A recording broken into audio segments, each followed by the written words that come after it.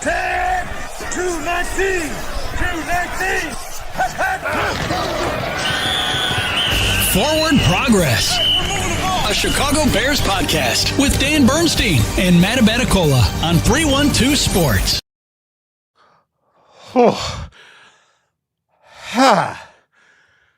Do I look older? I swear to you, I feel like I've aged 15 years in the last 3.5 hours. You know, I was really happy that I was very even emotionally the entire game. I was enjoying, as much as there was enough to get frustrated and angry over. I was just enjoying this football game. Oh my God. I stayed even keel with it. I wasn't losing my mind. I wasn't yelling. I wasn't screaming. It was just, all right, it doesn't matter. They scored. We can score too. Because this was some really bad defensive football, terrible special teams. So what? But it was unbelievably I absolutely memorable. Loved it. Yes. Oh, dude. I haven't stopped smiling for. I mean, it's been very enjoyable. It's fine. Okay. There's so much to criticize in the game, but they won 47-42. All right.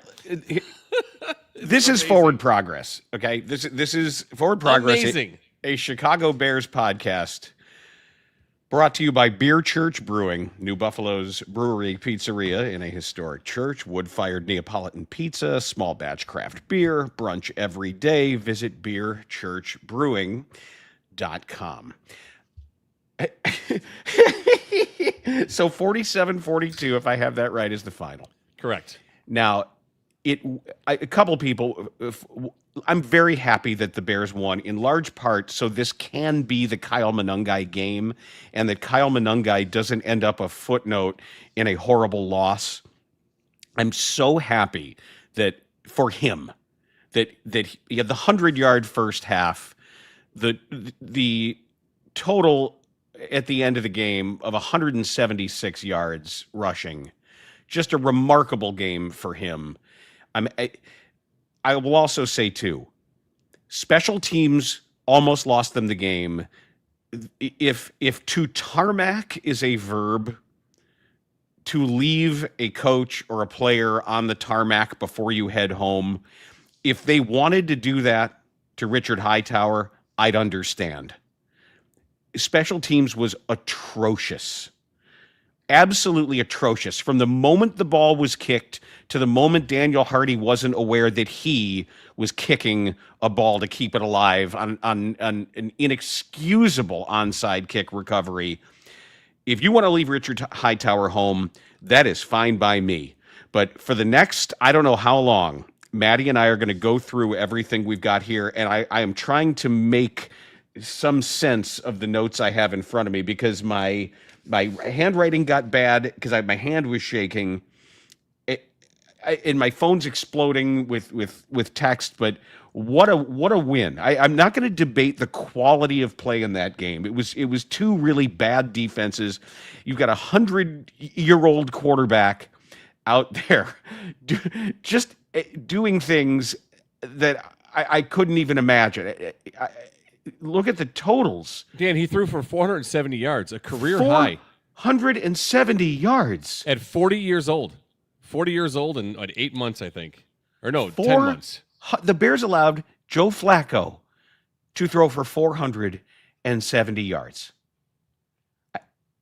Well, they couldn't run the ball, so they had no choice but to throw it. I'm not sure what any of this means, and I want to say that at the beginning. I don't think that there's a lot of meaning to be derived from this game. I don't think there are many narratives to be spun outside of the Bears' horrendous special teams and Kyle Manungai's brilliant game as a bell cow runner. That man, he might have a very short career, but enjoy him while you can, because I know he had a lot of carries in college, a lot of touches in college, and he's got a lot of touches now, but enjoy it. Well, I'll tell you what he did is he ran the ball hard. He hit the hole fast. He didn't hesitate. He was able to get to the second and sometimes third level and make some moves. The offensive line played great. And here's what the Bears did. They played great and run. The pass protection left something to be desired. You know what? I'm not going to put that all on the offensive line. That, for me, the deficiencies in the passing game today are on number 18 and 18 only. Get rid I'm of the telling you ball, that man. right now. Get the that ball guy out. does not throw the football when he needs to throw the football, period. I am not putting the bad passing game on the offensive line. It's on Caleb not throwing the ball.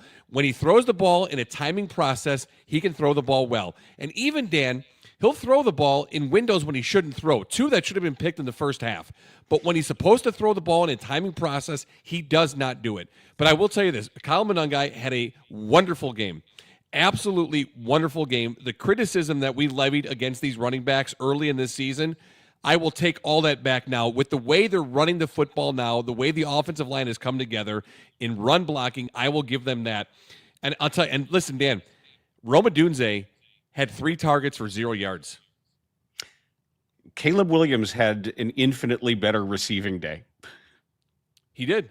And I'm going to tell you that this was a record that was set today. The Bears had 4 guys attempt a pass, 3 completed passes in a single game. Has got to be an NFL record.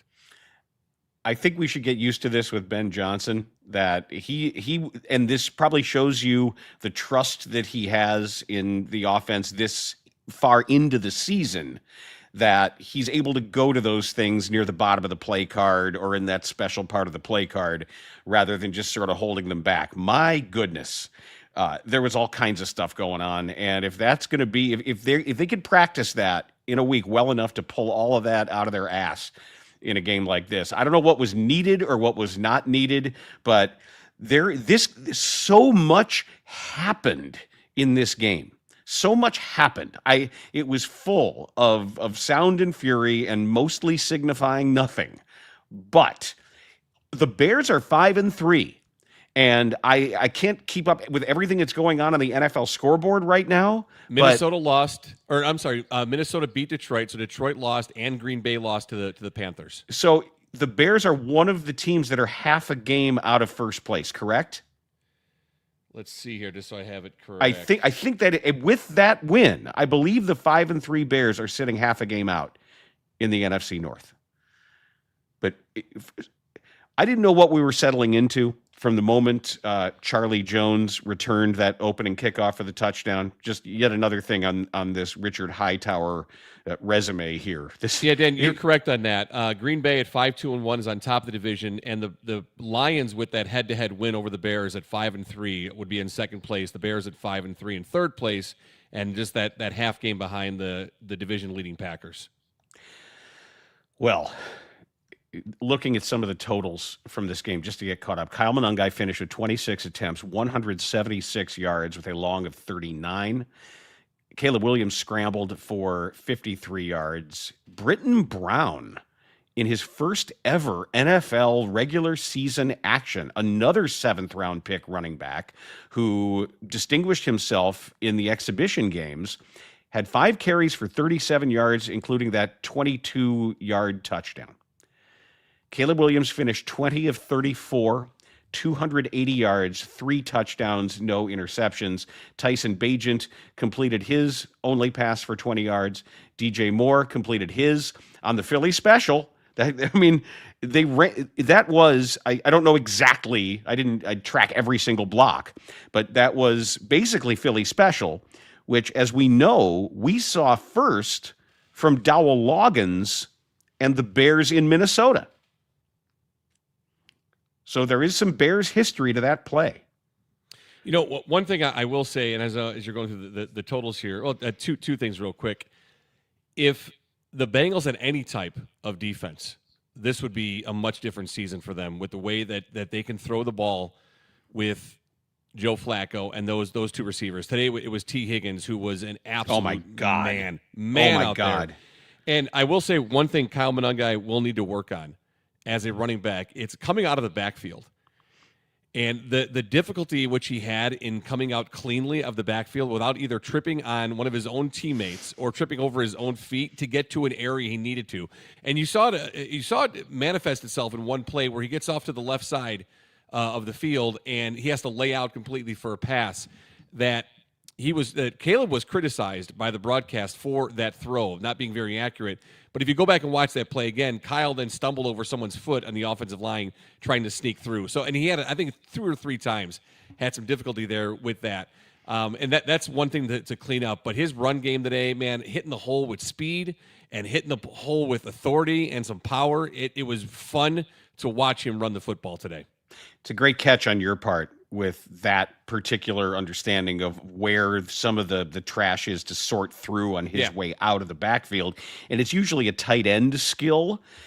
And it's something that usually that Cole Kmet is really good at. And I think he actually did it on the play on which he got hurt when he was blocking and then disengages and gets into a pattern. So we'll find out. He was out of the game with a concussion. And that's really most of what I had on the injured list. DJ Moore looked like he had something going on near the insertion point of his hamstring, right under his butt, and he ended up coming back in the game, so maybe that was just a bruise. Colston Loveland was targeted 7 times. He caught 6 passes for 118 yards. That game-deciding long of 58, 2 touchdowns in the best game that Colston Loveland has had as a professional. A big day for him, especially when they were putting the Warren numbers right up next to his, and they were spotlighting that as part of the production. I also, on my list of where I put stars on here, that sack by Austin Booker that forced the fumble. That was awesome. Do you know who that looked like? That looked like Khalil Mack. Oh, that one-handed kind of power. That kind of power. That is what we talk about of transitioning, converting speed to power, and what he did. And they teach that one arm is longer than 2. That's a big man in Orlando Brown Jr. that he put on his ass. And that's a hell of a play by Booker. And that augurs well for more playing time for him going forward. Yeah, and then for the Bears, too, 7 penalties for 43 yards of those that were accepted and used in the game. 7 for 43, the Bengals 7 for 49. And I don't know if you knew this, and let me clarify one thing because there's some comments, too. That pass that Manungai had to lay out for, that he was criticized by the broadcast for. Yeah, that ball was tipped, and Williams was criticized for it. Mm-hmm.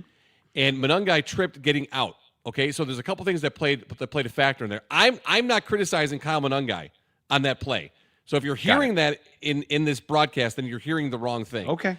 I'm just saying that he stumbled a little bit getting out. The ball was tipped, but he laid out for it. And what I'm pointing out is, again, a bad broadcast where Williams was criticized unfairly on that play.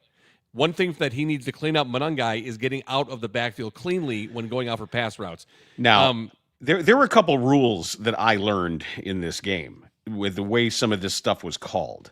I learned that a touch of a player while making an interception counts as post-interception contact, that there's a continuity aspect to that play. I guess he had established enough possession that it was viewed as a tackle. Like technically Yeah, I thought that was a great call. It was a great catch. And, he clearly had possession while going down, and one finger on the left hand just braced across his shoulder pad to make him down there. So, it was a great call. Catch. Because they obviously had to adjudicate at what time possession was established, and they were able to do that. The other call was when DJ Moore was ruled to have a touchdown on what I thought was going to be ruled a touchback, that even though that he was able to maintain what they called control, even though he had the ball pinned up against an extremity of the opponent. And we've seen that before on catches made by a receiver using a defender's back or using a defender's shoulder. So I do think technically the correct call was made, but I was very concerned. If you remember, it was the Bears who challenged a similar call when John Fox threw the flag. I think was it Benny Cunningham, I want to say, was the running back who caught a pass out of the backfield and was ruled to have lost possession before the pylon, and it ended up being a touchback for the opponent. It might have been the Carolina Panthers, if I'm remembering correctly. I apologize. It was Cunningham, though. You're correct on that. It was Benny Cunningham, so I was very concerned about the ghost of John Fox coming back to haunt them there. But I think for the most part, Clete Blakeman did great. It's after the scripted series when the Bears are up 14-10 after the touchdown on that little flip to Zacchaeus, who also had himself an excellent ball game. I was worried about what would happen when they started going off a script. And through most of the second quarter, when they only managed a field goal, I thought, well, here we go. And then all hell broke loose, and most of what I was thinking ended up not mattering because of just the absolute fourth quarter chaos, where the Bears allowed 15 points, 15 unanswered points in 49 seconds. Yeah. I don't know what was going on in the back end of that defense with the split safeties, and they were in some two zone, like a cover two, for lack of a better term, and they were in two with man underneath. Either way, they got smoked. Yeah, and Joe Flacco knows where to throw the ball, when to throw the ball. It just he gets rid of the ball quickly. He was throwing such nice balls today, and it was really fun to watch him play and to really control their offense. And again, if they had any fashion of any kind of defense whatsoever on this team, would be a different season for the Bengals. Did you know that the Bengals going into this game, Dan, were leading the NFL in missed tackles? And we clearly saw that in this game. And it's so bad, though. They were at 84 missed tackles going into this game. The second place team, or the second worst team, I should say, had 65 missed tackles. So not only did they lead the league in missed tackles, but it wasn't even close. And it clearly showed. And Battle 27 had several of those and cost that team that game, trying to hit a 6'6" tight end going down the seam with one little weak shoulder. And Loveland just bounced right off him. Yeah, it's great contact balance by Colston Loveland, and the significance of that play. Because if he doesn't make that play, if the Bears lose this game, we are talking about it like what happened in Washington last year. We are talking about this collapse, and maybe Colston Loveland saved Richard Hightower's job. I don't think anyone could, and I don't think anyone should, to be honest with you, with the way that they played today. And it's not just been today either. It's been throughout portions of this season that you can look at different special teams aspects where it's not good enough. It's not good enough for a team that can't afford to really give up any yards or make any mistakes in any aspect of this game right now. The special teams was just awful, absolutely awful. If you look at the yards, what did the Bengals finished on kick returns for how many yards here? They had 297 kick returns. 297. They had 8 returns for nearly 300 yards. Charlie Jones had 4 returns for 179. Of course, the 98-yard touchdown on the opening play. But 297 yards. The Bears going into the game were allowing 26.9, 25th in the league. The Bengals were 30th in the league, allowing 28 yards a return. And the Bears what did they finish at? 22.3 average returns today, and the Bengals at 37.1. Yeah, Devin Duvernay does not look like the former Pro Bowler they signed. He does not look explosive. And the one time he did break one, it was in large part because of a hold.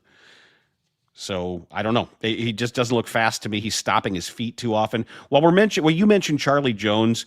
Quick shout out to yeah. Deerfield High School football, and shout out to Charlie Jones and the entire Jones family. I think there's like 75 Joneses in the entire Jones family. It all went to high school with me. Charlie Jones's father, Packy Jones, was the Deerfield High School quarterback for a time when I was there, and Charlie's uncle Pete is a terrific guy, a film director, film writer who actually cast me in a movie that he made here in Chicago after he won Project Greenlight. And I would try to name all the Joneses, but I'm sure I would leave some off. But it was a heady day for Deerfield High School football when he did that.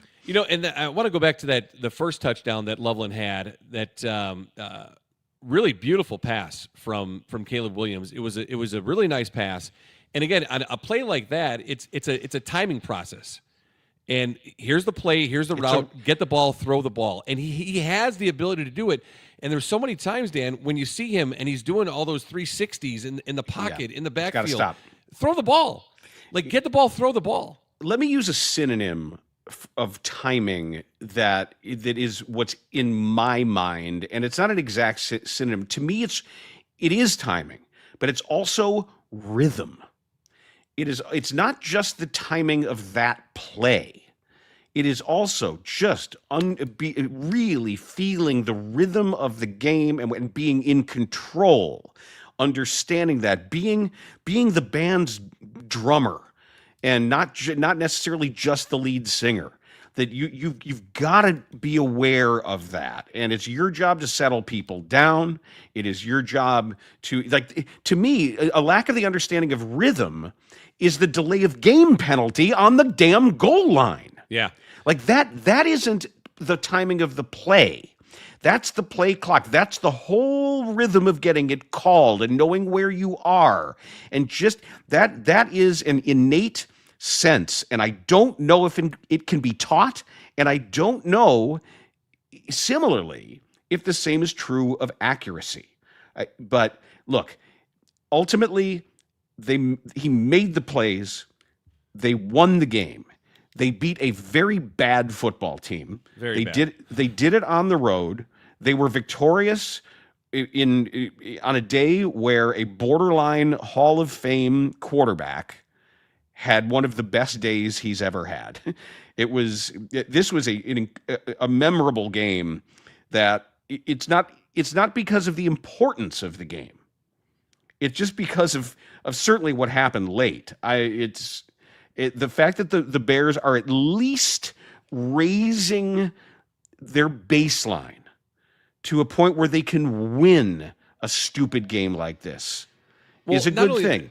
Not only that, is they were able to accomplish what could be accomplished against this bad team. One of the worst defenses in the league, the worst red zone defense in the league, and I'll tell you, this has got to do with some coaching too. Anytime that the Bears, whether it was a run or a pass, to get outside of the numbers, the Bengals' edge defense is just absolutely atrocious. And we saw that in that game against the Jets last week where they ended up losing. And I'm sure the coaching staff and Ben Johnson went back and saw what they could take advantage of against this Bengals team, and they accomplished that. Yeah, was it pretty? No, it was an ugly win. It was a very entertaining game, 89 points scored.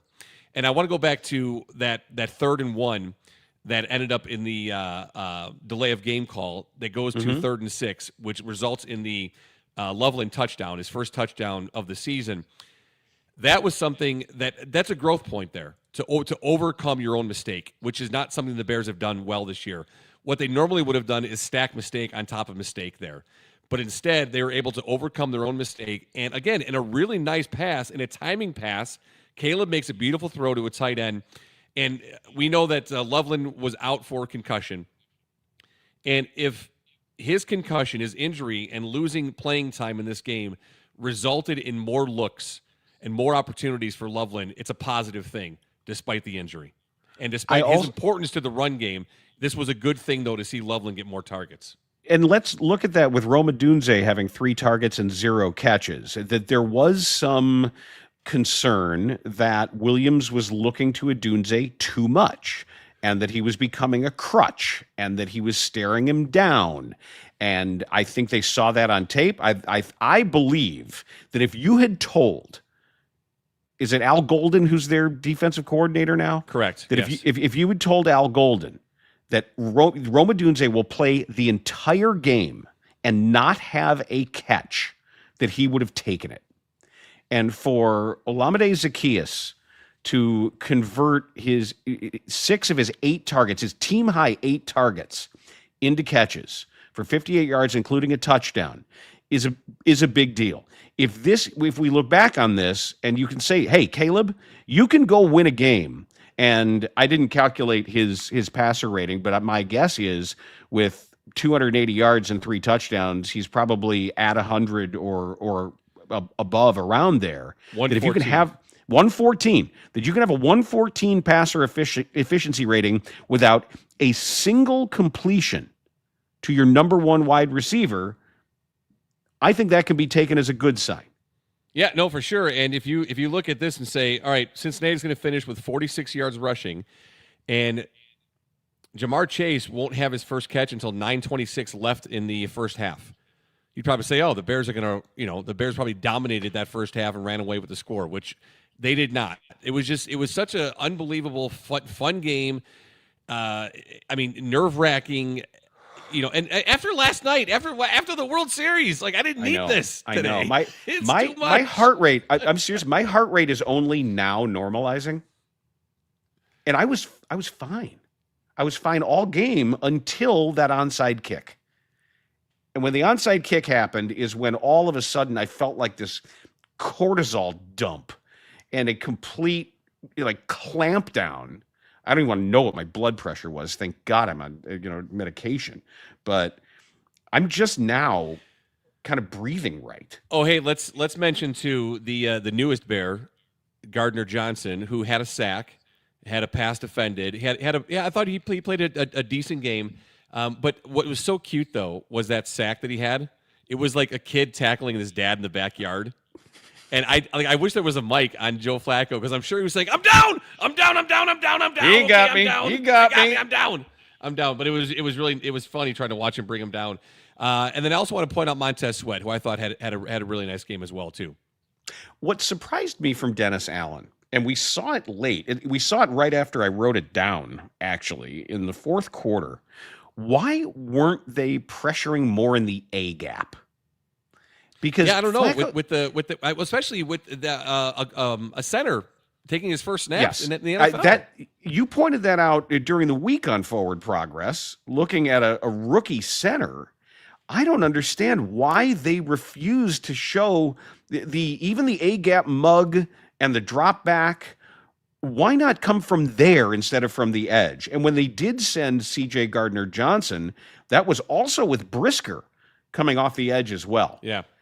So it just surprised me. Maybe Dennis Allen has a terrific explanation for how he wanted to shape his defense. But I thought of all games when you have an immobile 40-year-old quarterback, get pressure directly. Like it's sort of like what teams would do to an older Tom Brady, or when teams have had success against Brady. It wasn't outside pressure.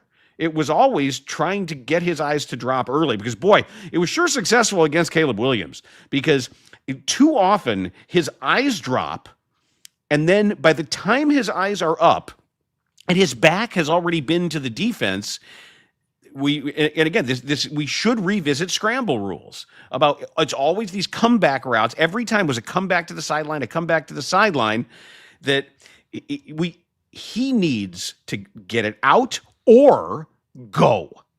Enough screwing around back there. Nothing good is going to happen. You're not Fran Tarkenton. Is he Fran Tarkenton? No, he's not Fran Tarkenton. He's not Fran Tarkenton.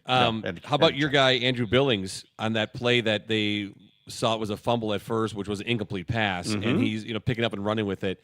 I was laughing at that because I know that you love big Andrew Billings. Is he gaining weight? It looks like it. I'm just asking. I'm not body shaming. I'm not judging. I'm just asking a question because I think Leon is getting larger. I can't believe they won that game. Yeah, either can I. I cannot believe they won that game. I couldn't believe the onside kick, and it goes 8.5, 9 yards, and just kicks right off of Hardy's foot. It's like, what are you doing, man? What are you doing? That cannot. It cannot happen.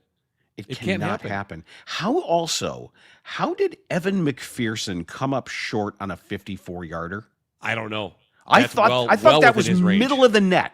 Yes. When it left his foot, I thought middle of the net. I didn't see him react oddly. Sometimes you'll see a kicker look down like I look when I'm using my lob wedge, and it's got to be the ground salt. It was on a tree root. It had to be something other than me being bad at golf. But he didn't do that. Like I'm not sure if he just hit too low on the ball and popped it up. I wasn't sure if Santos ran out there in a Bengals uniform and kicked for him, but I couldn't believe that it was that short. That was surprising. Do you activate Moody? I would. I've seen enough. I mean, even with a 47-yarder is too short to be blocked. A 47-yarder's got to be up and off. Yeah. That cannot be in danger of being blocked. Well, you know what? That was a quick reaction just out of frustration. I don't know because yes, Moody does have the longer leg, but Santos has greater accuracy than what Moody has shown. And if Moody had the accuracy with the leg, he wouldn't be available in here anyway. So I don't know. Maybe someone new. Is there a third option, Dan? No, Okay. There's not a third option. And how did T. Higgins only have 121 yards? It felt like he caught every ball and every play was 26 yards. How about that touchdown catch he had? Oh my God. I thought it might have been picked. When I saw the positioning, I thought, look, if you go attack and high point the ball, that can be a pick. And somebody did attack the ball and high point it. It just wasn't the defensive back. Yeah, he was unbelievable today. I mean, just absolutely unbelievable. Oh, I wanted to get back to that play that you brought up with the DJ Moore touchdown call. Right away, I thought that it was Bears ball 1 yard line. Because I thought the ball went out on the left side of the pylon. There's no way that's going to be a touchback. I didn't see his feet though. So that's what I couldn't tell was if he was established clearly out of bounds before the ball in the pylon and possession even became an issue. Yeah, I thought right away that it's Bears ball 1 yard line, and they go to the challenge, and I'm talking with Hank about it, and I'm just like, he's like, what do you think? And I'm like, Bears ball 1 yard line. There's no way it's a touchback. I did not expect it to come back and go touchdown. I did not see. I'll take it. I'm happy that it happened. Didn't see that coming at all, but I did not see touchdown at all as an option on that play. I thought 1 yard line, Bears ball. Let's not mess this up. Let's punch it in the end zone. But to come back and have that called a touchdown, I'll take it. Nice gift. Thank you. Let me ask you this question too, and be honest. When they were dropping back for the Hail Mary, what we generally see of NFL quarterbacks across the board, of their ability to get it where it's got to be, that quail, that grouse, that partridge, however many deep in game birds you want to go, whatever Flacco was trying to do there, yeah, I thought, are you setting up like a hook and ladder? Are you designing this to be lateral back to somebody? I'll go back and watch it again, but that throw was contested. He did not have a clean throw, and I wanted to point it out. I'm glad you brought it up because you know how many guys the Bears rushed on that play? 5. 6. 6? They had 6 guys.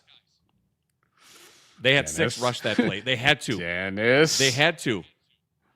They needed to get pressure. They could not let him get a clean throw because he could make that throw easy. I'm thinking about Greg Williams and the zero blitz that got him fired. Yeah, I didn't. Yeah, I'm glad that I saw the 6 guys cross the line, put some pressure on, and that throw was a bit contested. So okay, because the moment I saw that, it was like, I don't think that one's quite got the distance. No, it didn't. The second it went out, I was like, well, that's going to be short. Yeah, and I also, and then we can debate whether or not Nashawn Wright should just knock that down or well, he pad the stats, whatever. But right. I was like, when he starts running, Dan, I'm like, go down. Right, sit down immediately. Because I was waiting to see a fumble in return for a touchdown. Yeah. Oh, boy. Dan, there was 89 points scored in this game today. Well, 89. we kind of thought that was a 31 possibility. Points in the fourth quarter. Well, it seems like every game gets silly like this now. It seems like every NFL game somehow it comes down to this. But Kyle Manungai should enjoy this ball. T-Med is going to get that thing painted up for him. I wish he could have gotten a touchdown. Me too. And they gave him the chances. It would have been nice for him to get a touchdown.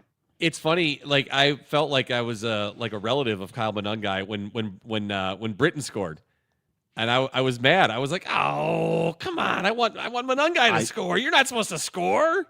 Well, the other 7th-round pick running back in his NFL debut got one, so I'm not feeling too bad for Britton Brown either. I don't know anybody expected him to rumble that thing in from where he did because my God, the tackling angles on that play were horrendous. Oh, they're so bad.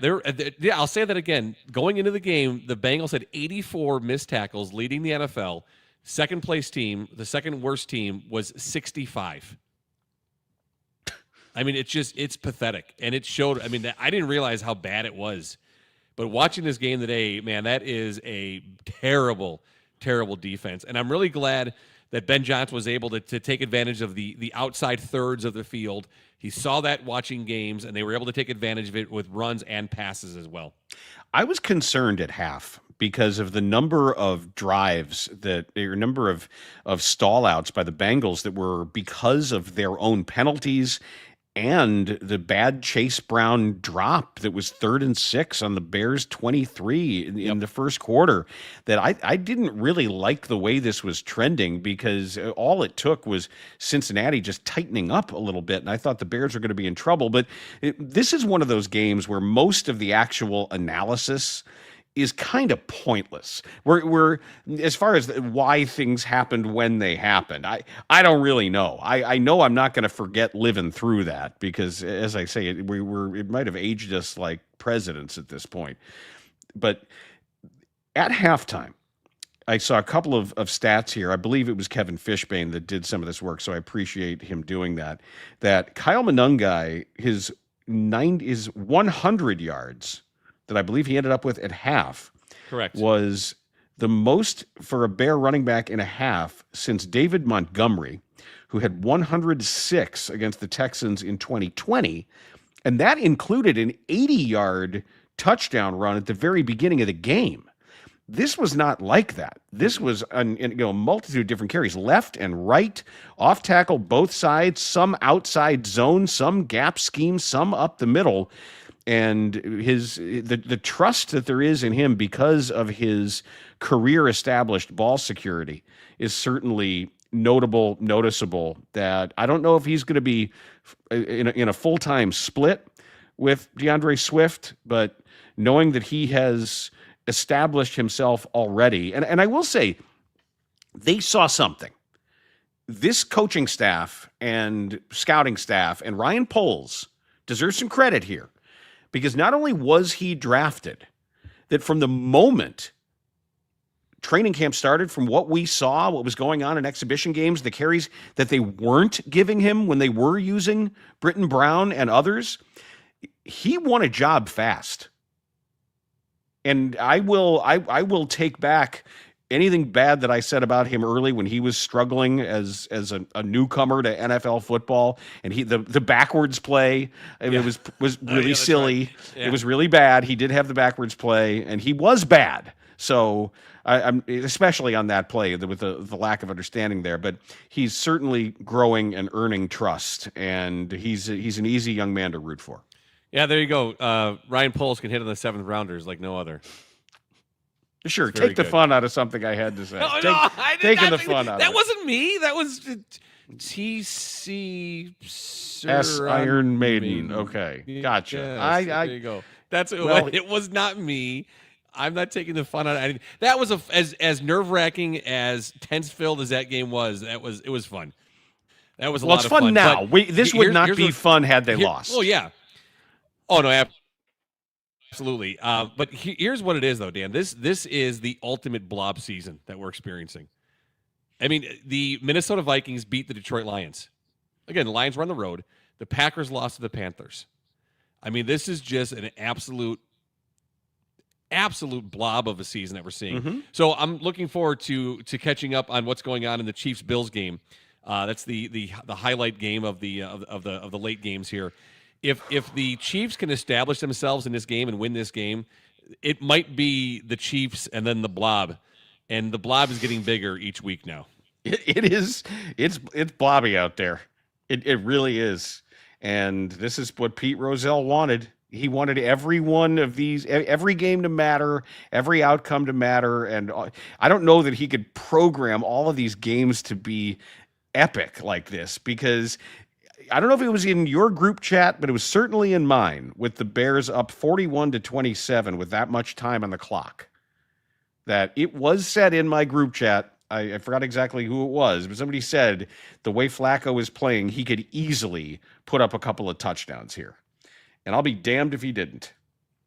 Unreal. Yep, looking at some other scores around the league today, the Vikings over the Lions 27-24, the Panthers down the Packers 16-13, Chargers over the Titans 27-20, Patriots with a 1-point win over the Falcons 24-23. Still doing it, man. 49ers down the Giants 34-24, which is the Bears' next opponent coming up this weekend. As a reminder, on DBU this Friday, we'll have the top 10 Giants of all time. Steelers beat the Colts 27-20. Aaron Rodgers leads the Steelers to a victory over the AFC leading Colts, 27-20. I want to say at one point the Colts had 4 turnovers. I don't know if they added to that, but this was the little Colts heat check that they had coming. They were going to get tagged. And then the Broncos beat the Texans 18-15. We'll take a look here real quick at that game. You said at one point they had four turnovers. I think so. Yeah, this is it's one of these seasons, and the Bears 5-3 as yes. Are you Colts okay? finished with 6 turnovers. Oh, that's way too many. 6? Yes. And they only lost. What was the final? 27-20. They only lost by a touchdown with 6 turnovers? They lost 3 fumbles and they threw 3 interceptions, and they only lost by a touchdown. Wow. Okay. 6. And That's the a lot. The Steelers only had 1. They had one fumble lost. That's a lot. I do want to see if there are difficult questions asked of Ben Johnson regarding what's going on special teams, because that's just hideous. The kickoff return yards allowed, the penalties, the block kick, the onside kick allowed to be recovered. 2 of those things in a game are bad, but all of those things in a game, there are generally consequences for such things. And this is a holdover from a previous staff. And this is, I don't know if there's a reason to do it mid-season, but when you're 5-3 and you're sitting a half a game out of first place, all of a sudden you can, I'm sure you're fooling yourself into thinking there's high stakes, but this season and this league allows you to do that. There was one stat that they put up during the broadcast that kind of really highlighted what this game was all about. At one point, the Bears had 26 first downs, Dan. Cincinnati had run 28 plays, and the score was 31-27 only. Yeah. There was a 4-point difference. Amazing. Absolutely amazing. Let me just add one other thing. I had a couple notes here on everything I was seeing on my TV. Can we be done with the Amazon commercial with the young lady coming back to her childhood bedroom and seeing her dad on the treadmill and running to Collective Soul's song Shine? Why does it bother you? Because it's they need another ad. It's enough already. It's just enough. I get it and whatever. It's fine. But it just, for some reason, it's starting to grate on me now. Okay. Noted. I will make a call. Okay. I just put that on there. I wonder what else is in the Ben Johnson playbook, because he doesn't give a shit, does he? He doesn't care. He just he calls doesn't. But stuff. let me ask you this though: that pass early on in the first drive where Cole Kmet makes the pass, which is eventually challenged and ruled an incomplete pass. That seems like a lot happening for a 12-yard gain. 14. Like I had 14. All right, whatever it was, 14, which was eventually ruled incomplete. But isn't there a lot happening there for that little of a gain? I mean, shouldn't those high-risk plays result in more than just 14 yards? You don't call it if you don't have the right personnel out there defensively, if there's a look that you think you're getting. Obviously, the plan isn't for it to go for 14 yards. Well, how's it supposed to go? I think it's supposed to go further down the field, my guess. You got to run further down the field then. It didn't work that way. And Cole, man, come on. This is a guy who throws a 95-mile-an-hour fastball, and you're kind of, he's got that long Tim Tebow reach back too, that big left-handed reach back. I didn't know he was a lefty. Yeah, he was a closer for the Notre Dame baseball team. Well, that didn't look like I want to look into that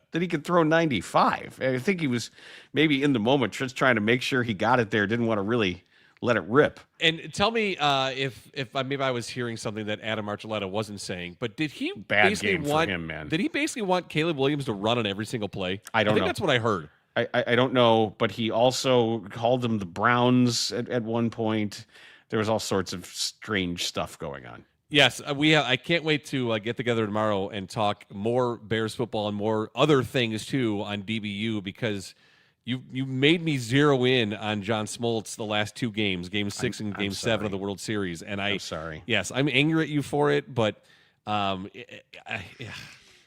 it's just, Beth caught the Smoltz virus too. Yeah, I have it. I'm glad it's done. The only thing I can say is, how can that be your number 1 team for baseball? I don't know. I just don't get it. we should mention and that we are going to be not live, but we are going to be on tomorrow. We've got both DBU and Forward Progress tomorrow. On Tuesday, we've got DBU, we've got Forward Progress, and we have the latest edition of Organizations Win Championships. The Bulls game is starting in an hour and 40 minutes. They are at the Knicks, so I do not expect them to win this one. I think this will be it for the 5-game winning streak, but I could be right. Every time I think something about this Bulls team, they prove me wrong. So we are going to be covering that and breaking this Bulls start down on Organizations Win Championships and on DBU. But we are your place for Bears, and we are going to be there all week. The 5-3 Bears with a win to remember. Congrats to Kyle Manungai, and I hope they get this special teams situation sorted out soon, because if nothing else, they are giving us a ton about which to talk, a ton to which to react. And the Forward Progress on 312 Sports is going to be your place to do all of that. Yeah, and look at our guy Pat. He checked in here. Yeah, and Archuleta definitely wanted Caleb to run more. I thought I heard that correctly. And look at this, another guy, Government Fromage. Maybe Amazon doesn't have enough money to make any more ads. Boy, there's some OGs out today. Yes, man. there are, my friend. Is Quad City Pat allowed to use his face in an avatar? I thought there was some sort of judgment. I think that lapsed. Oh, it did? I think he's good. There was a restraining order that I think. Okay, so that's expired, and he can go back to using his face in an avatar. Well, it came from, I think, the very first time I met Pat when he put on the really small, tiny pink Coors T-shirt. That was the first time you met him? I think so. Yeah, and I think that's when the judgment against him, it began from that. That was the genesis. I think it's passed now. I think so. But now he's retired, and now he's sort of the town eccentric. From what I understand, he wanders around the neighborhood in his jean shorts with a beer in each hand. So we obviously wish him the best. And in his pocket. He just pours beers right into his pocket. Right, sticks his hand in there, just licks his hand. Yep. All right, that's going to do it for our postgame show. Thank you for joining Forward Progress. God. And oh man, what a game, dude! What a game! What a game! Thanks for being here with us, and we're going to spend this whole week not only making sense of this, but getting you ready for Bears and Giants as well. Thanks to Beer Church. Thanks to you for being a part of this on 312 Sports.